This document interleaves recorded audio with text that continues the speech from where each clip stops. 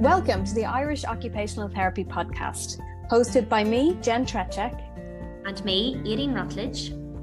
This podcast is dedicated to exploring the world of occupational therapy, sharing the latest research and techniques and providing insights into the many ways that occupational therapy can help people of all ages live more fulfilling and meaningful lives. Whether you are a practicing occupational therapist, a student of occupational therapy, or simply curious about this fascinating field, this podcast is for you.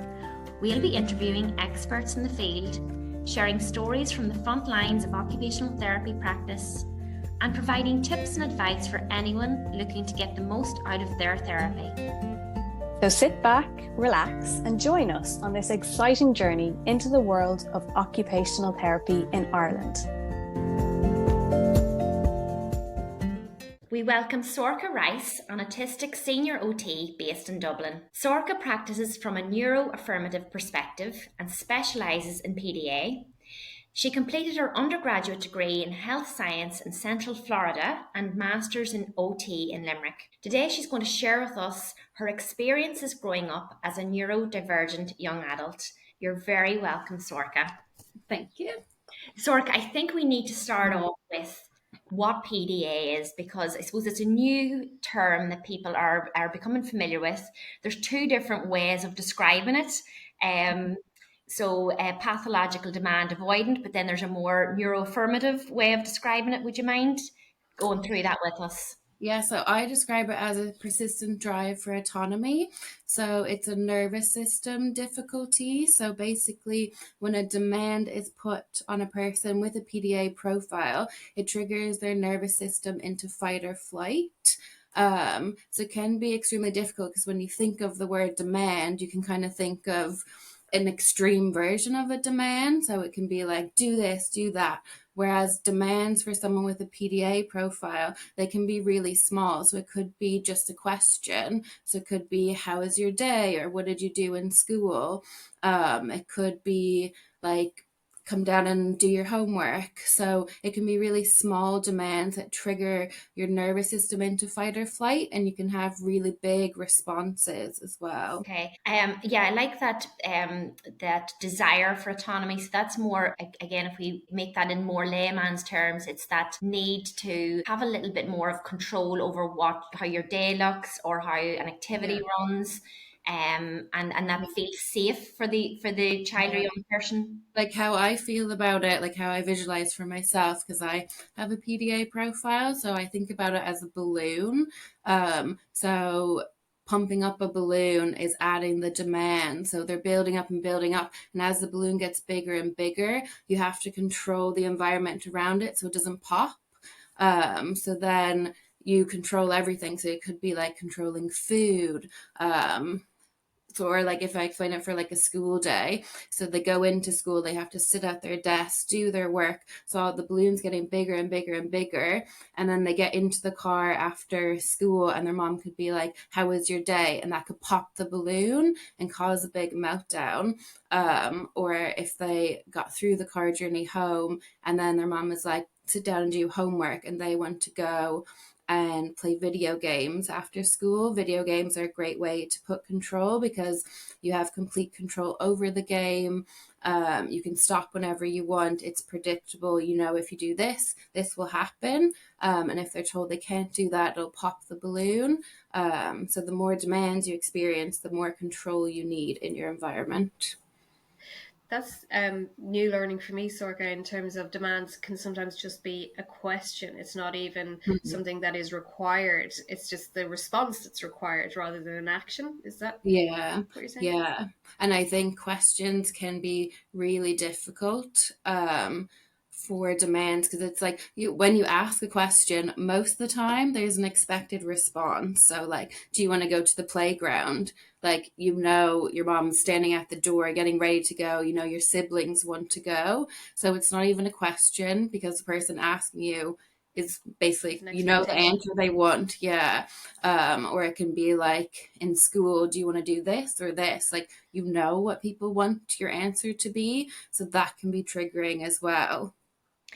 And there's a big piece around that expectation, and sometimes it's not even around questions. Isn't that right, Sorka? That it can be even like it become even more complex for some people around internal states, like even hunger or being tired, and that being perceived as a demand as well. Yeah, because it's interesting. So society expects us to go to sleep at nighttime and then wake up in the morning. So when I was a teenager in burnout, I remember I would stay up like so late at night reading or on my phone because it was just to go against the demand of you have to go to sleep at 10 to wake up at 7 for school.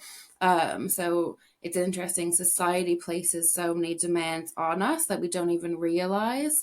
Or even like if you think about Christmas time, there's so much expectation to be so happy on Christmas or for your birthday, and it's just such an overwhelming demand that then when it happens, you're like you can't even relax to enjoy it. Mm-hmm. And in terms of, you mentioned PDA profile, so that's a way that somebody presents. And would a PDA profile be obvious from very early ages, or is it something that might emerge kind of further down the track? See, I think it depends on how regulated you are. So, like for me, my childhood was really consistent. So, I grew up in Saudi Arabia. So, like the weather was the same all year round. I did swimming every single day at the exact same time. School was really predictable for me. So, I was like, didn't have that many demands growing up, so I was really regulated. But then when I got into high school and I went to a boarding school, there were so many demands, and that's where you could see more fight or flight responses. So if you have lots of control, you're consistent and regulated, you won't see the fight or flight responses. So it's a bit harder to tell if someone has a PDA profile.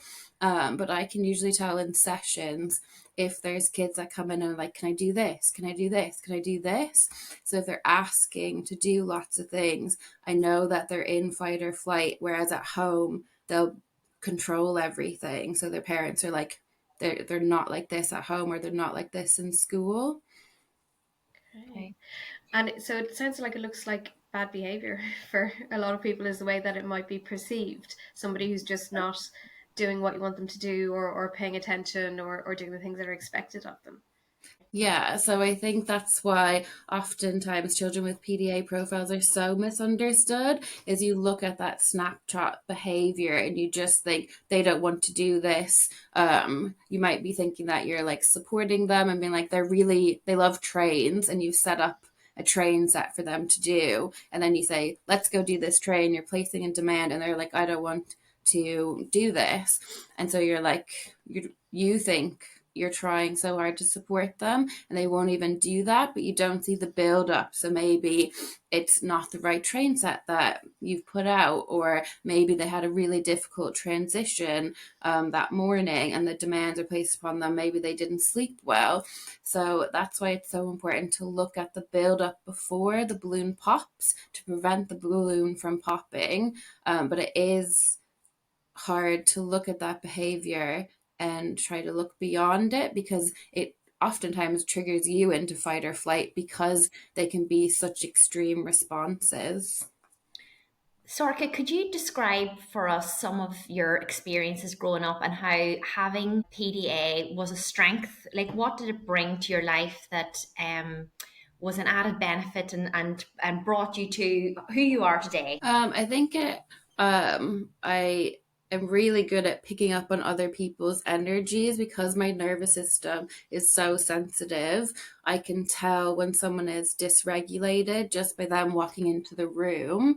I think when you have a PDA profile and your nervous system is so sensitive, you have to work really hard to keep yourself regulated. So when kids come into sessions and they're having meltdowns, I can stay really regulated because I know how it feels and I know how important it is to have someone in the room that's also calm. So I'd say that has helped me a lot, is just especially in working as an OT, is to be regulated in difficult situations. I think it's also helped me understand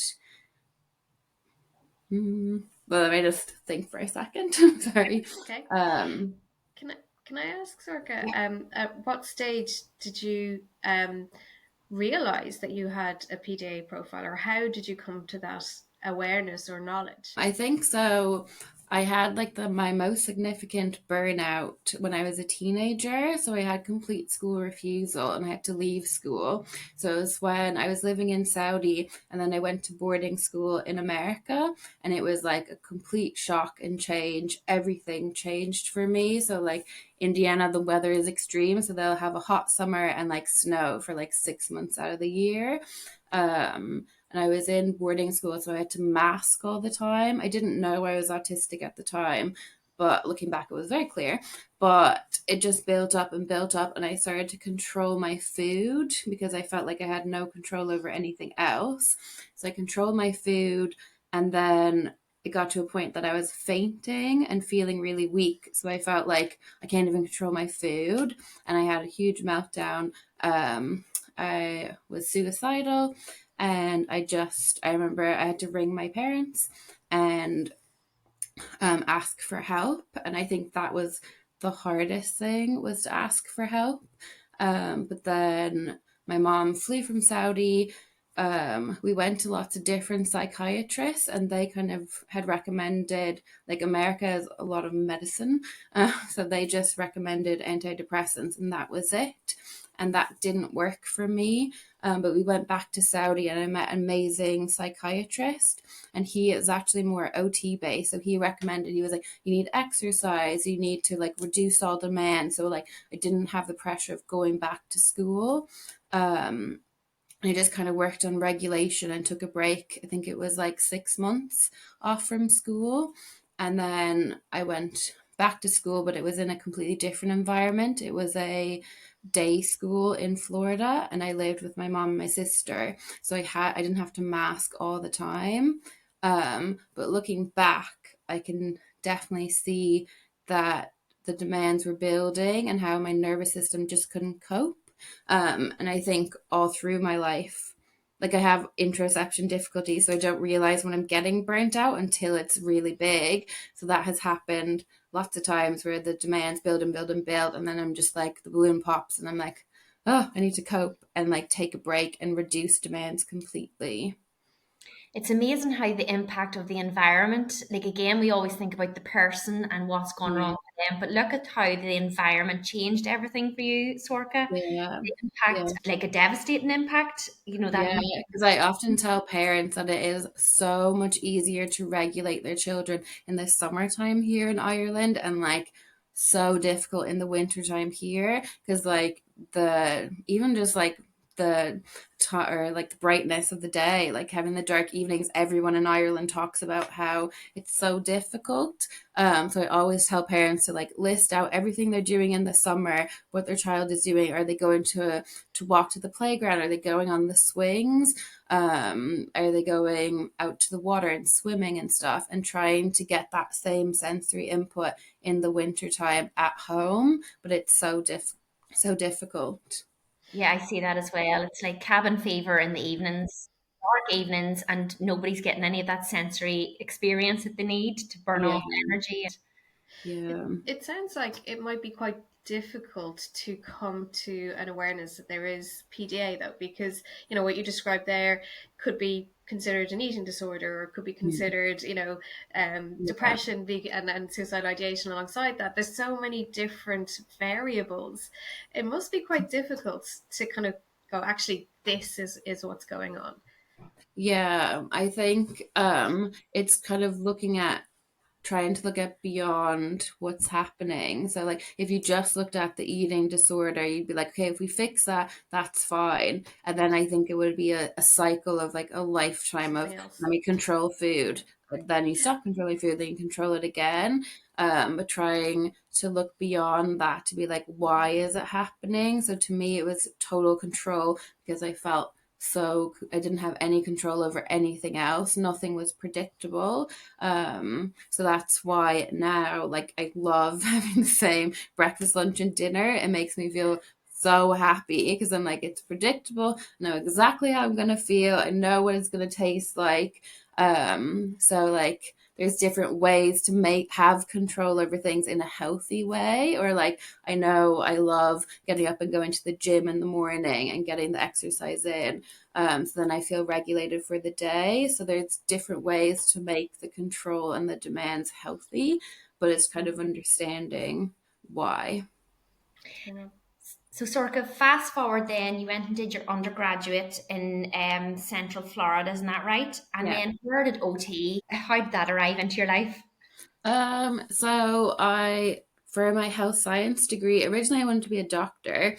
And so I was volunteering at a homeless shelter for like a medical, we provided medical care to homeless people. And I loved talking to people, hearing their stories and kind of helping them. And I could see the same people every week.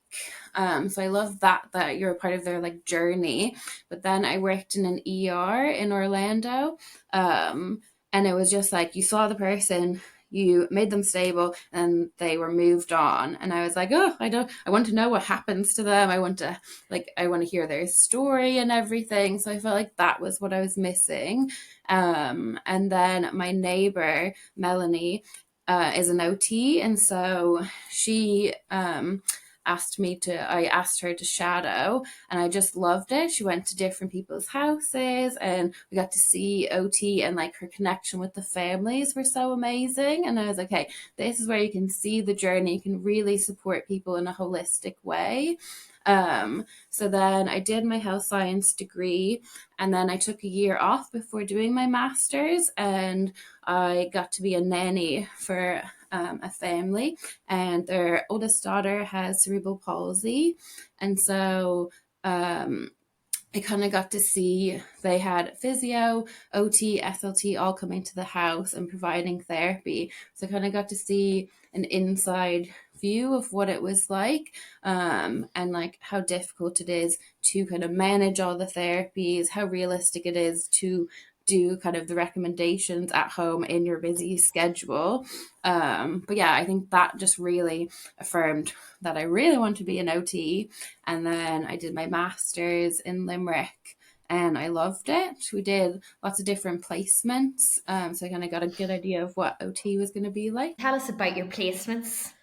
Tell us about your placement where it was all revealed. Yeah, so I did a placement in a pediatric setting. And so like before, so I'm very literal. So if someone tells me something, I can remember their words perfectly. So, and that's what I repeat to myself, and I just take it so literally. So before placements, we were told like you have to be professional, that they were like, oh, like they might be in the coffee room socially talking about what they're doing on the weekend, but they were like, remain professional the entire time. So I took that very literally. And so this setting, I was the only one there. I was the only student there, and they would have a coffee meeting at like 10 in the morning, and so I was always the very first person there as well. And the room was like really small, and there was a really large table in the kitchen, and it was like shoved up into the corner. So because I was the first person there, I get like trapped in the corner, and then I was like, I couldn't ask anyone to move because I would feel bad. So I was trapped in the corner, and I just didn't know what to say. Everyone was like socially talking because it was such a small room. It was so loud. And so like I have a hard time blocking out background noise. So like I find it easier if I know someone's voice, so I can block everything out and focus on a voice that I know. But obviously I didn't really know any of these people in the room, so I couldn't block anyone out. And I have difficulty with reciprocal language, so I just don't know how to build on someone's conversation. So I obviously learned Irish people like to talk about the weather, so I would just like say like, oh, the weather's terrible, and then that would be the end of the conversation. I'd be like, okay. So then I just felt really uncomfortable, and I just was like, there was no break because I was in the room with everyone. So I didn't have a break by myself.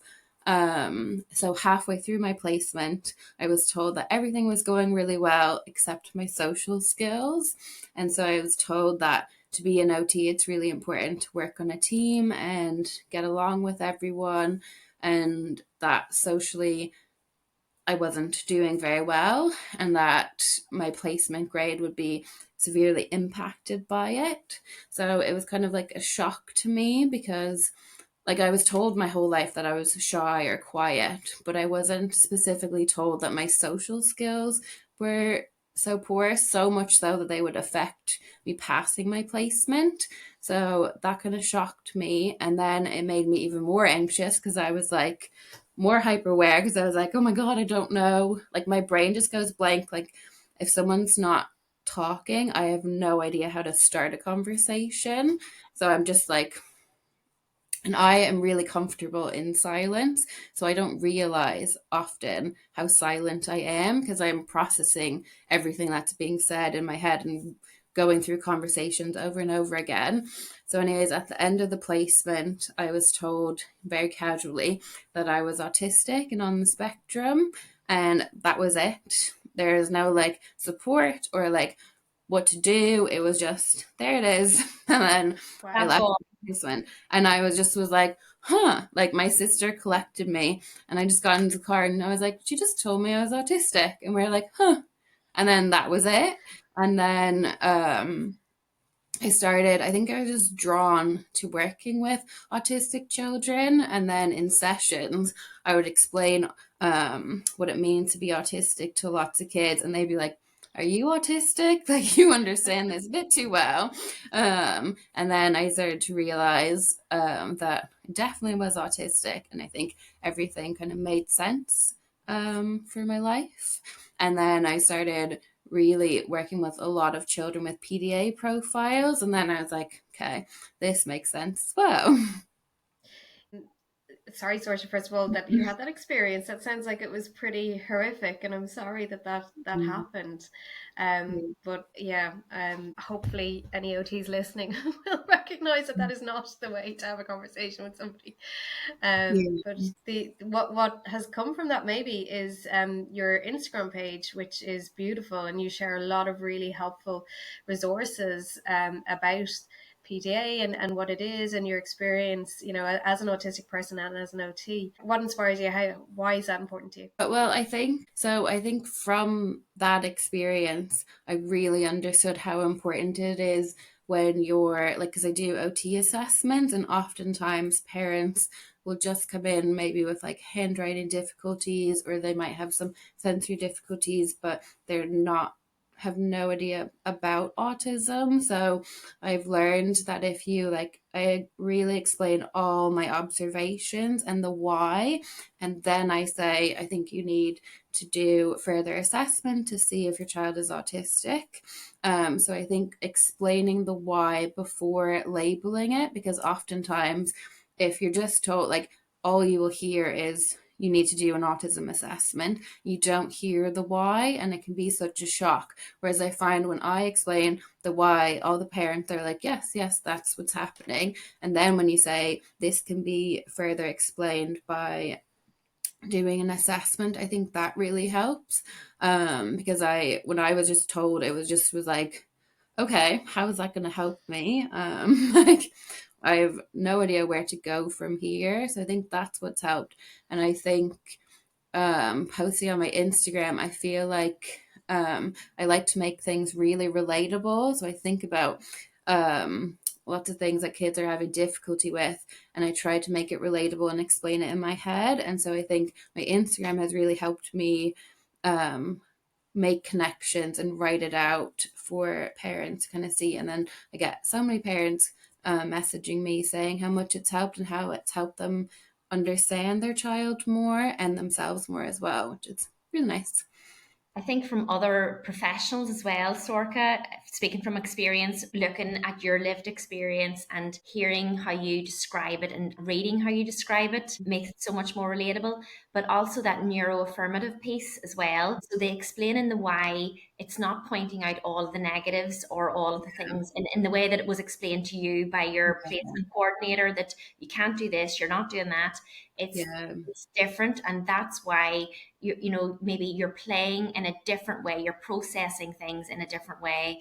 Therefore, we need to look at is this autism? And if Yeah. it is, then we can put the right supports and focus on your strengths a little bit more. Because I had another placement in the National Rehab Hospital, because I know I've had messages from OT students who are neurodivergent, so I don't want to make so there is supports that really help for placement. So for me, the National Rehab Hospital, I was with 3 other girls from my course, so I knew them really well. We had our lunch break, and our lunch break was just with us, so we didn't have to interact with any of the other staff. So we could be like, oh my God, this is so difficult. Downtime. And like, like you can just talk and be like honest about how you're feeling, and you can kind of see how they're feeling. So that was like a nice break that I had. And then also for that placement, I was closer to home, and I picked a place where I could walk to and from my placement. So I got that regulation in before and after my placement day. So I could just really feel regulated to do kind of whatever I wanted in the evening. I also made it a point to like do yoga in the evenings as well. So I think there are lots of supports you can do in placement to help you. So it can be a positive experience. And I felt like the National Rehab Hospital, like for that placement, it was very professional. So it wasn't like mixed. Like it wasn't confusing for me. Like I knew, like this is what was expected. This is how we're going to interact, and there was no question about it. So yeah. Isn't that interesting around lunch times? Because again, sometimes we think we have to be inclusive and we all have to have lunch Yeah, together. And I even see that in autism classes that yeah, let's everyone sit together, whereas actually maybe being on our own is yeah, more accommodating and yeah, meeting people's needs better. yeah. And I think it reduces the pressure as well, because like you don't have to worry about like, I don't know, interacting or like talking. Like I just like to process everything in silence. So that is something I never realized that I did. But like I am so silent after work because I replay my entire day and every conversation that was had and everything that any child did. So I just need that downtime for silence. So if someone interrupts that, I feel like I have to start it all over again, and that just adds to my stress. So yeah. Sorka, if you had a parent who was worried that their child might have a PDA profile, but they weren't sure, what advice do you give, or where do they go? What can they do? There's at Peace Parenting on Instagram. She is an amazing resource. She has a free course or like a quiz I think you can do online to kind of help you with like understand your child. They're also really good books. So When the Naughty Step Makes Things Worse by Dr. Naomi Fisher is the most amazing book you will ever read. So I think starting there and kind of understanding, because she doesn't necessarily say PDA in her book, but she gives all the support that would help someone with PDA. So PDA isn't a diagnosis you can get in Ireland. It's not in the DSM-5. So you don't necessarily have to worry about getting a diagnosis. I think using the supports, and if the supports work, focusing on that. There's also the PDA Society in the UK. They're an amazing website. So they have loads of nice handouts. So I usually type in like PDA Society parent handout or grandparent handout, and they're usually short handouts that you can give to a family member, and it explains the why and it gives strategies, so you can just hand it to them and be like, this is what we're going to do. Because I think for parents, when you have a child with PDA, society tells you how to parent, and there's a lot of shame. So it's like, even if like a child's having a meltdown in public, parents are like, God, you're just not being strict enough. Like say if a child is in Tesco and wants a chocolate bar or something, that's a demand. So they're trying to control an unpredictable environment. So someone walking by might be like, oh my God, they're just being spoiled, or they just want chocolate. And they expect the parent to be like, no, and like just like build on that. And I think it's really hard for parents to go against society's norms. So I think finding other parents that also have children with PDA profiles can be a really good support network. But yeah, understanding that neurotypical parenting skills won't work for your child. They'll make things worse, and just trying to be confident to go against that. But I definitely think if you read when the naughty step makes things worse, that'll really help you feel confident in parenting your child. Probably the biggest challenge is to get school on board, because if parents have accepted that this is the approach that they're going to take and they've validated it and know that this is the right angle to support their child's nervous system, trying to get school again to move away from that conformity. I've told a lot of parents to send the As I Am free PDA course to schools, in hopes that maybe some teachers will watch it and it'll make sense. Because I think like teaching someone with a PDA profile goes against everything teachers are taught. So it can be really difficult. But I think when you reduce demands and you see it really working, that motivates you. But like, I grew up in school and never had reward systems. It wasn't a thing that we needed in school, but Irish schools like thrive off reward systems, and that is one of the most difficult things to get teachers not to do, because I think they're told that like you have to have reward systems to motivate children, and it just makes things so much worse for children with PDA profiles, because it's the demand that you have to get the reward, and if another student gets the reward and you don't, that's a hierarchy, and then you feel like there's no control, and that increases anxiety. So reward systems like shouldn't be in any schools.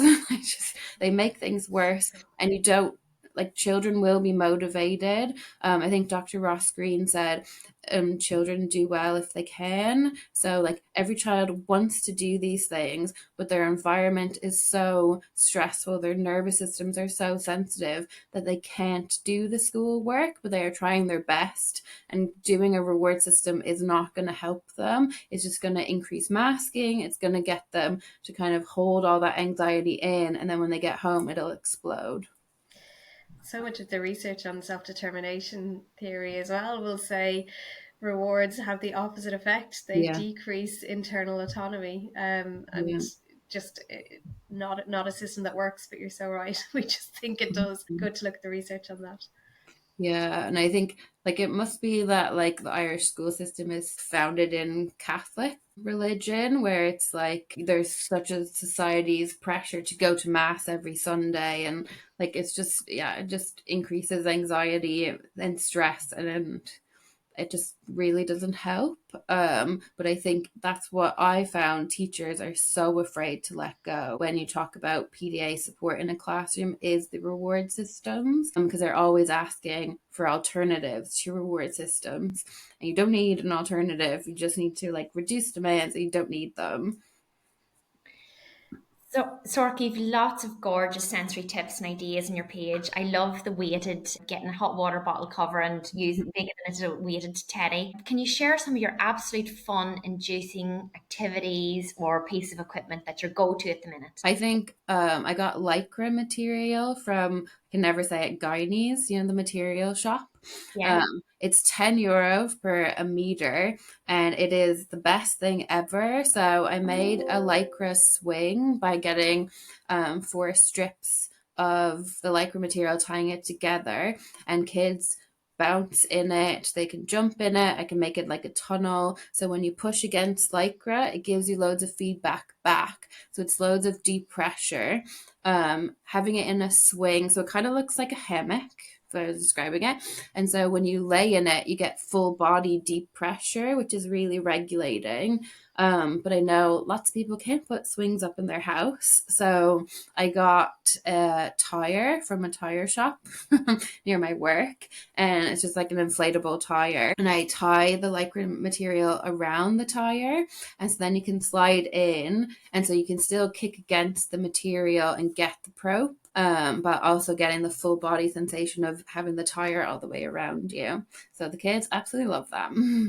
And also it's so you've broken it down on your page to show exactly how to go about doing these things, which is really easy for parents. Yeah. Sorcha, thank you so much for being so honest and open about your personal experience. I think it really brings the information that you share to life, and I think is so relatable for so many parents and young people and adults looking back on their lives as well, who maybe have experienced misdiagnosis over the years and might be enlightening or helpful for them to kind of relook at what might be underneath their challenges. So thank you so much for sharing your information and your tips and ideas and advice. Really appreciate it. You're welcome. Thanks for having me. Thank you, Sorcha. And just to finish off, just share your Instagram page just for anyone that wants to look you up. Yeah, it's OT_Sorcha Rice on Instagram. Thank you, Sorcha, and keep up all your amazing work. Thank you. That's all for today's episode on the Irish Occupational Therapy podcast. We hope you enjoyed our discussion and found it informative and engaging. If you've any questions or comments, we would love to hear from you. You can email us at irishotpodcast@gmail.com or connect on Instagram or Facebook. And remember to subscribe to our podcast so that you never miss an episode. If you found this episode helpful, please leave us a review on your preferred podcast platform. Your feedback is important and helps us to improve the show, so please do leave it.